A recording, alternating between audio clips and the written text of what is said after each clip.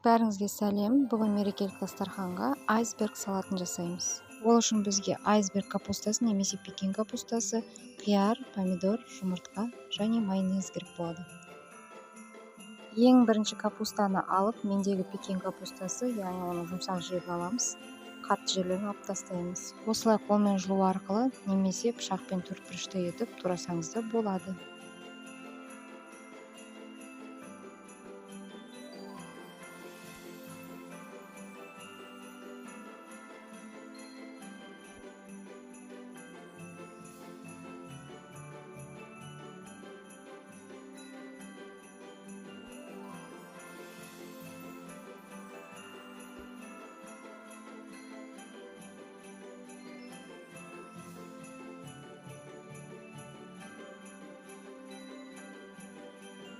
Одан кейін қиярымызды алып, ұзыншалап төртке бөліп, видеода көрсетілген әдіспен қиғаштап тураймыз.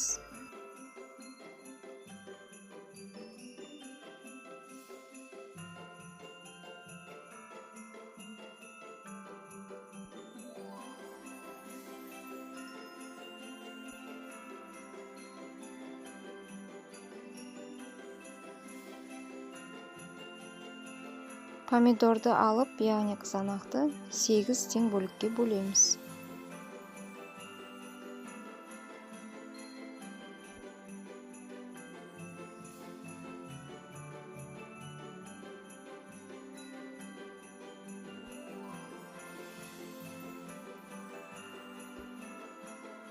Жұмыртқаны да тең 4 бөлікке бөлеміз.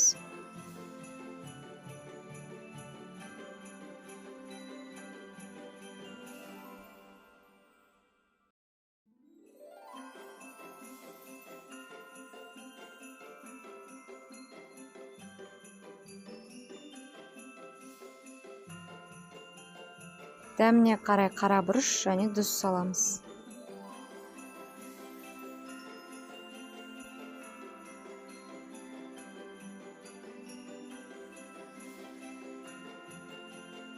Содан соң 3 ас қасықтай майонез саламыз. Егер майонезді жақсы көрмейтін болсаңыз, қаймақ салсаңыз да болады. Барлығын жақсылап араластырамыз.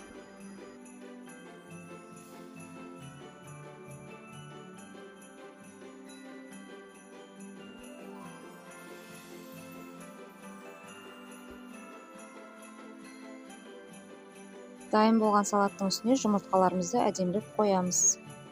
Бұл видеода айсберг салатына оформление жасаудың 2 түрлі әдісін көрсетемін.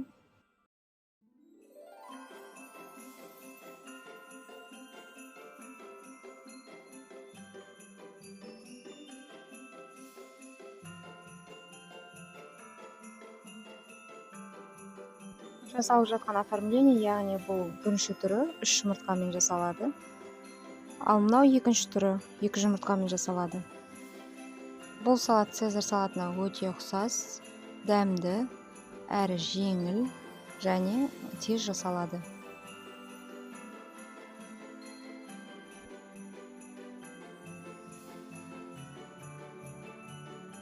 Осындай салаттардың жасалуын ең бірінші болып көргіңіз келсе, менің каналыма жазылып, қоңырау белгісін басып қойыңыз.